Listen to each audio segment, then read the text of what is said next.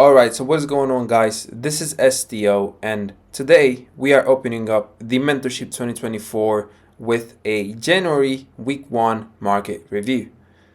Before we start this beautiful series, which I'm going to do for the whole entire year of 2024, I just want to tell you that all of you who think that they do not have the patience to sit through an entire year through these series and have the patience to study a 10-minute, 20-minute, 50-minute video, then you can close off this video and go watch some other guru that's going to sell you a fake dream and you're going to lose your money in the market. Now, all of us who have a brain understand that trading is complicated. Having a business is complicated. Being a professional in every single field is complicated, and it requires time and effort. Only and forget my expression, a low IQ person, let me just say it like this, only a low IQ person would think that in an industry where most people lose money, only a low IQ guy would think that they will make money easy and it is going to be easy. It is not. So, even if this video has 10 minutes, 15, 20, 50, you're going to stick through it because you know your end goal. With that said, let's open up this mentorship. First of all, the S&P 500 weekly analysis. Now, within this weekly analysis, what I have in mind for the first week of January is basically that we are trading within the first week of the year. So I do not expect the market, I do not expect myself to start rushing and taking into trades because the market is not going to act how it's supposed to act. Also, I am taking into account my 3-month and 1-month narrative. So what I did is I did a top-down analysis from a 3-month down to a 1-month down to a weekly chart. Now, within the 3-month basis, my narrative was bullish and it still is bullish. I posted a video in which I've recorded my macro perspective talking about the 3-month and 1-month, and you can see that in my last video before this one, I talked about my narrative being higher. However, this is the first week.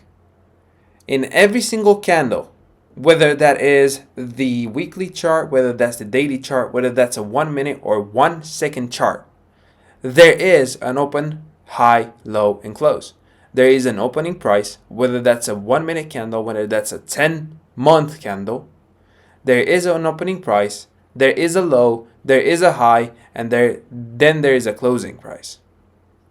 Within that, on bullish candles, we have the market opening, going down first, going to the upside, and then closing near the high. That is essentially the accumulation, manipulation, and distribution concept. So what we understand is that when the market opens, let's say on a monthly chart, because this is what I have written here, 1 month open, high, low, and close. This is what I based my weekly premise on.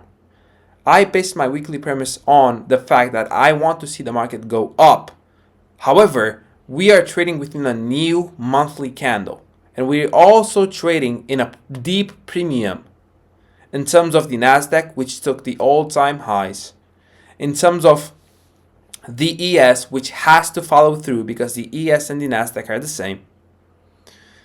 And don't freak out when you hear all these things, because you're going to look at this at the end of 2024. You're going to look at this and you're going to see how easy it is. I know it sounds hypocritical now, but after you've studied all of these things that I'm talking about right now, you're going to come back here and see it all makes sense.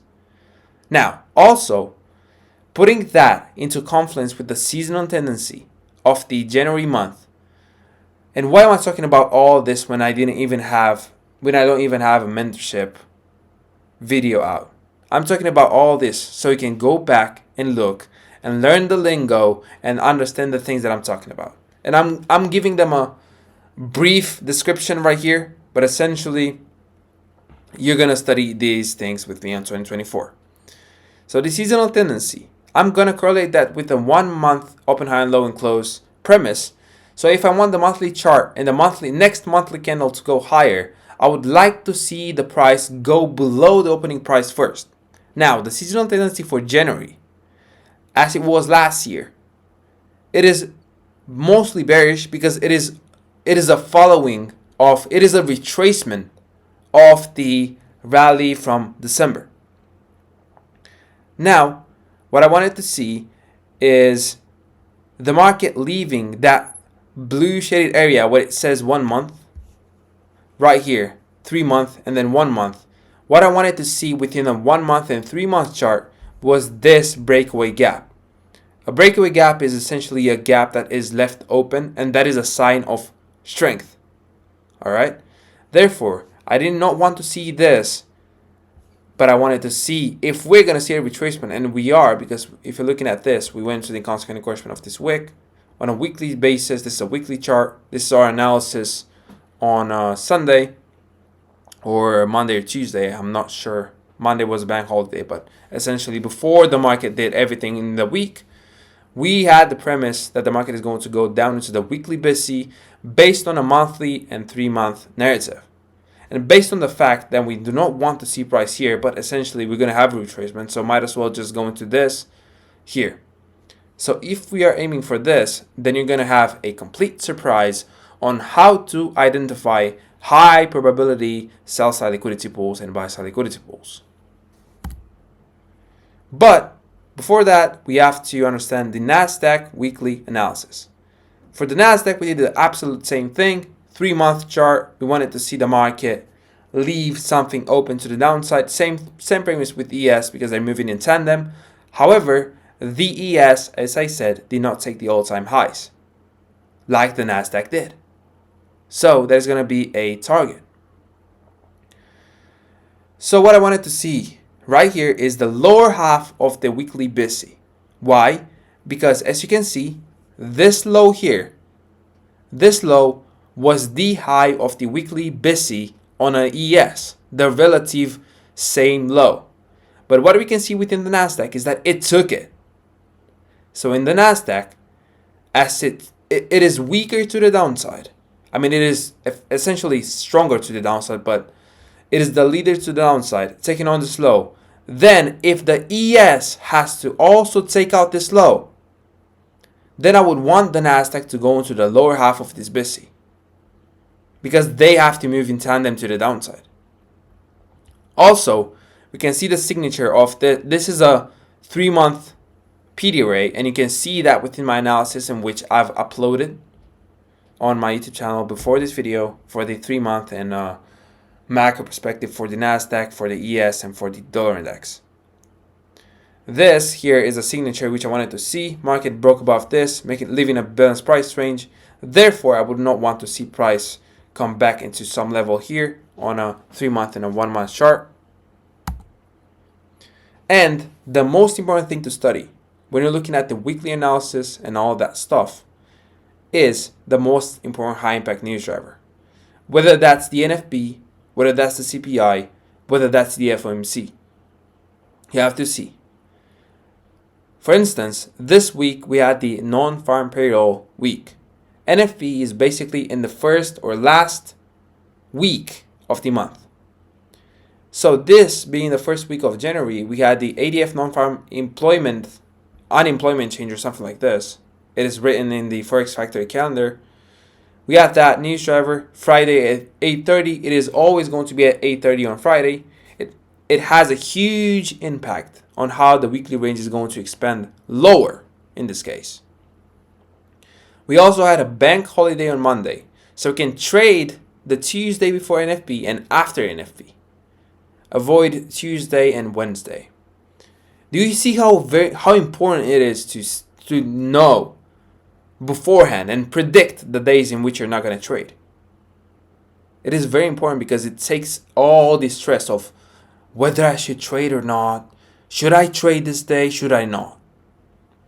Wednesday we had the 10 a.m. ISM manufacturing PMI, and also we had the 2 p.m. FOMC meeting minutes, which was an important driver. And we also had a tape reading during the 10 o'clock news, which I'm going to show to you and explain to you.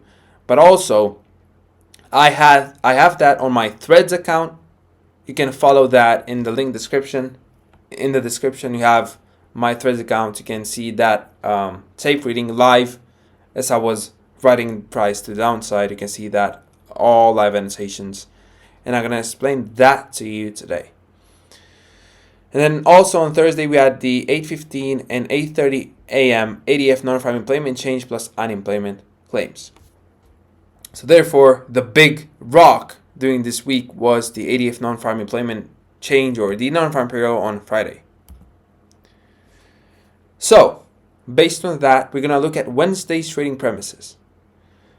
We had the sell side liquidity below the market right at the weekly BISI high as jaw and target. So I want you to remember that weekly chart. On that weekly chart, we wanted to see price go into that BISI because the Nasdaq took that low. The Nasdaq took the low and the ES didn't.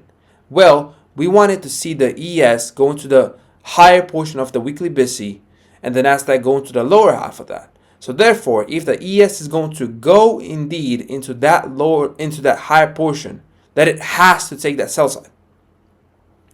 Another thing that we saw is that if we are going to the downside, then the daily volume balance should act as quote unquote resistance.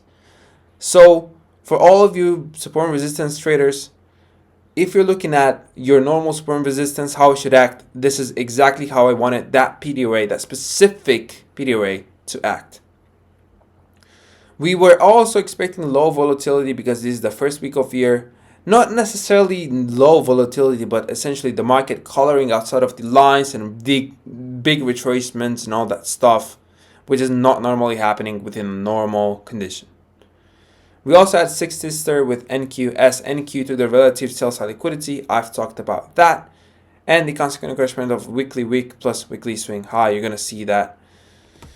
But basically what that is, let me just go back. This swing high being formed, consequent encouragement of this, we went into that. We're attacking this low. Look at this low here. This is the relative low. We took it on Nasdaq. We didn't take it on ES, so therefore this would become a target. Plus the weekly BC high, it is essentially the same price level. So this was my analysis on Wednesday. You can see the market trading 7 hours. This is a daily chart, but my PowerPoint presentation does not include that. I don't know why, but essentially you can see it is 9:23 when I did the analysis on Wednesday. I wanted to see the market use this daily volume balance, as I wrote here. Daily volume balance should act as resistance to send price lower into the sell side.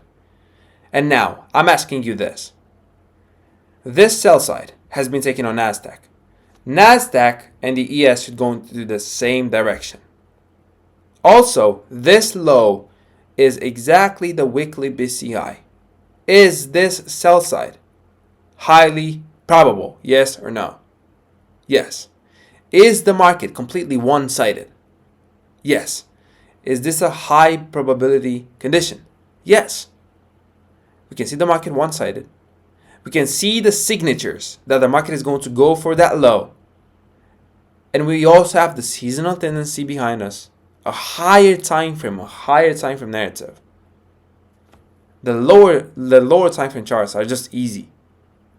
So therefore, looking at this chart, we can see this big down close candle, 50% of it. We closed below it, or we were about to close below it. We went into the 75% or 25% here. Therefore, if we would have saw any return back into this bullish order block, we could have used that as resistance. But basically what I wanted to see was this daily volume balance to act as resistance and sending price lower into the sell side, as we did with this inversion gap. And that was the premise for Wednesday's trading. Same thing for the Nasdaq. I wanted to see price lower into the daily BISI, and I told you that I'm trying to target this buy side liquidity or the price below it as a draw, plus the lower half. So essentially this blue shaded area is the buy side imbalance as an inefficiency from the weekly chart. We have this lower half. What are we going to target in this lower half? We're going to target this buy side here, which can be revisited. This, and of course, you're going to ask, but that buy side has already been taken. Yes, but once it has been taken and we have lower targets, we can use that as a draw on liquidity. We can use that. Or if you don't want to use that, then you can absolutely use this fair value gap. It is essentially the same price point. But to include this lesson about the buy side, I figured out that I will note the buy side. But essentially what I'm targeting is the lower half of that weekly PD array, and we also have inefficiencies here. And if I'm targeting that, then I would want to see this daily BISI not show any degree of support to the upside, and I want to see it act as normal resistance would act, and then price being sent lower with speed through this lower half. So then, with this premise in mind, we had the Wednesday tape reading, which you can also see in my threads predicted live. We have the 10 a.m. news manipulation, which I'm going to talk about. We have the trapped longs. Market should not go higher than the breaker. And I'm going to explain that. Key point entry and key point final partial exit.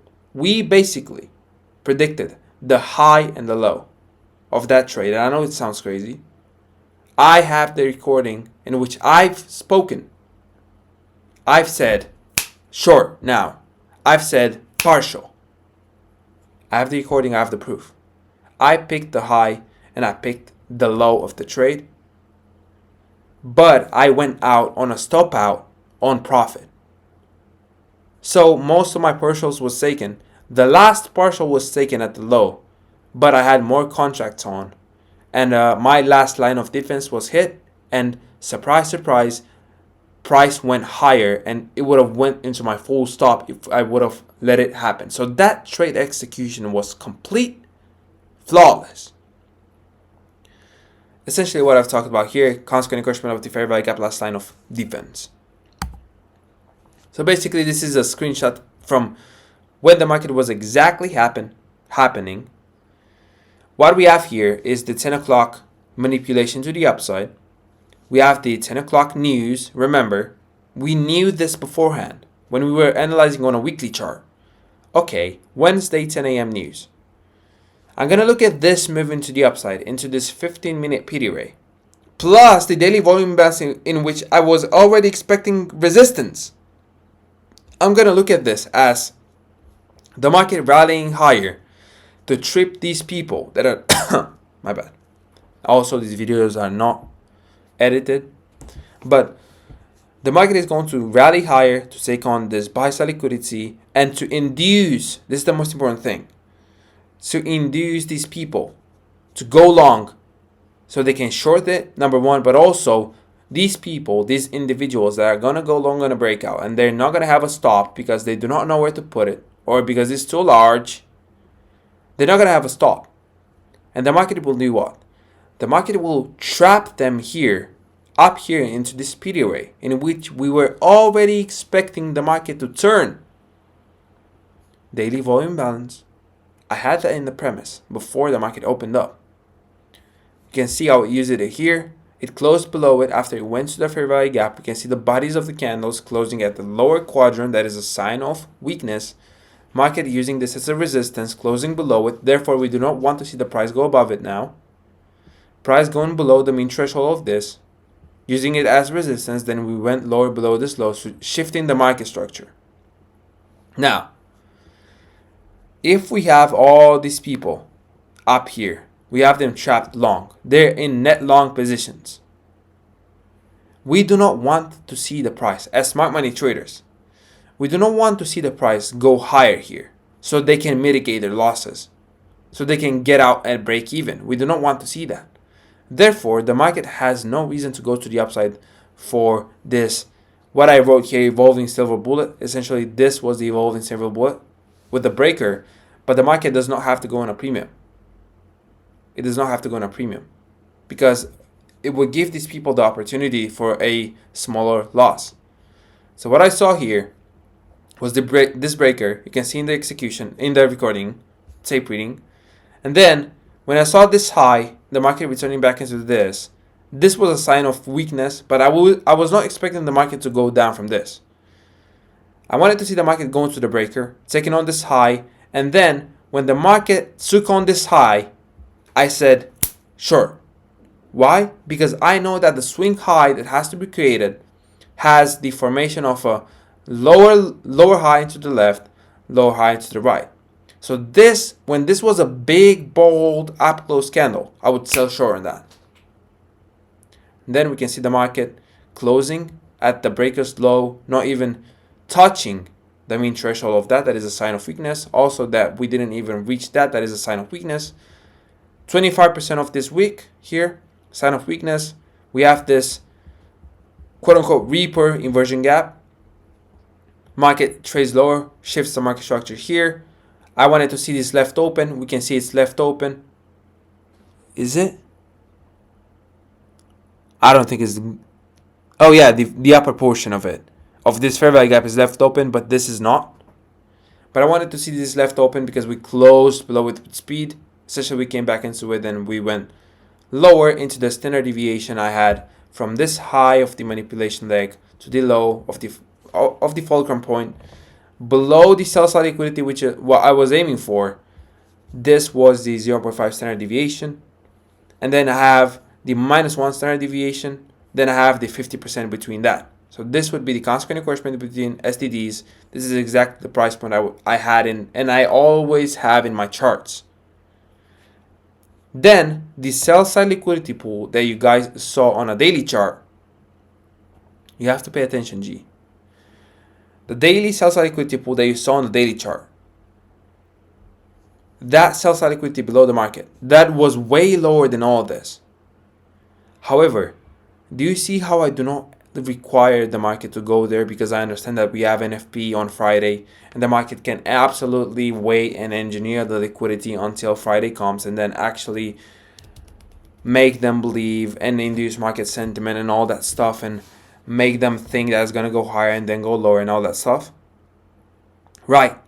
So what we see here is the market going lower, and then at this fair value gap here, at this, if we were to go into the -1 standard deviation, you can see in the recording, I wanted to see the volume balance being touched. And I said here that I did not want to see the price coming back into this. I would want to see this left open exactly like we'd leave this open. We left this open. So essentially, my trade stop loss would have been here as we've taken on partials below this sell side. I mean, not this sell side, but this standard deviation. And then ultimately the last partial between the STDs, the consequent encroachment between STDs, plus running down equity after we took this low. And then I had my stop above this consequent encroachment of this fair value gap, and then that was the last line of defense. But notice how the price reacted, quote unquote, how the price traded away from that lower half in the initial part of the trade. We closed below the volume balance. I wanted to see price use this as an inversion gap, but we are trading within the first week of January. Therefore, the market can create what? The market can create coloring outside of the lines, or it can create the situations in which these signatures, or we're going to have big retracements to the upside and to the downside. So no stress, out of the trade, and the result was that the market just went higher and took on this high and then gyrated around until the 2 o'clock FOMC meetings came to the market. And lastly, Friday's trading premises. We had the 8:30 NFP release manipulation. We have the Thank God It's Friday set up into 25 to 30% of the weekly range. We had the original consolidation and the consequent encroachment of the busy signature. So what this means is that we were waiting for an NFP release to manipulate price to the downside, because we have been down the whole week. And retail traders, when they see that, they want to go short on an NFP because they think that the movement is going to be explosive and to the downside and continue the trend and all that stuff. And this is exactly how they lose money. The 8:30 NFP release, because we have been bearish to the downside the whole entire week, I want to see that. I want to see that specific market, and right now it's the S&P or the Nasdaq. I want to see it retrace back into the 20 to 30% or even 40% of the weekly range. And also, I want to see the 8:30 NFP release to take on a level of sell side, exactly the same thing. To take on a level of sell side. This was the premise before.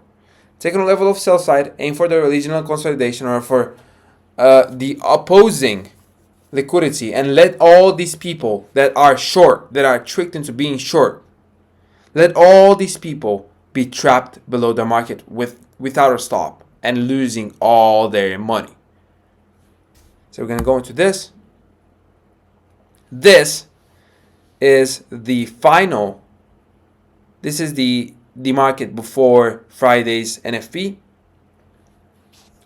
What we saw during our analysis, the market, this is an S&P chart. Market took on the sell side we wanted. Look at the precision on that daily volume balance before we even saw the market do that. And then right here, this is the day of CPI, not CPI, but rather NFP. This is 8:48. So the NFP was already released. The market has already been manipulated to the downside. And then what I wrote down, and this is based off experience, what I wrote down in my notes, and what I wrote down about the consequent encroachment of the daily basis signature was the fact that every single time I saw during a market, whether that's a 1 minute chart, whether that's 15, whether that's 1 day, all the time when the market is coming to an end of a session or an end of the week or end of the month or all that, the market is going to gyrate and trade around the consequent encroachment of the daily busy. Now, this information is completely useless without our narrative. The narrative that we wanted to see the thank God it's Friday return back into the 20 to 30% of the weekly range. So basically, if we see this low here, from this low to the high of the weekly range, which would be this one, I believe, from this low to this high, from high to low, it does not matter, 20 to 30%. So it would be essentially around here. Boom, boom. So we want to see a retracement. Based on that, we want to see price close above the current consequent encroachment daily busy. That's number two. That's confirmation number two. Like to the whole narrative. Plus, we also had the NFP manipulate price to the downside. So this correlates into a beautiful narrative for our long idea. And right here is exactly what I framed to you. We have the market going down into the going down below the sell side. This is the analysis. You can see the market trading here. 3 minutes. You can see market open here. You can see also I can execute upon this price action movement here. Original consolidation, I would target this. This is an hourly chart, but basically what I wanted to see from this 1 hour inversion gap would be price coming above it on a 15-minute basis or a 5-minute basis, and then using it as support and price being sent higher into the 0.2 TGIF, new day opening gap, sell side liquidity pool, and ultimately order block. So these were my targets. And this was the presentation, but let me just go into TradingView and show you the results.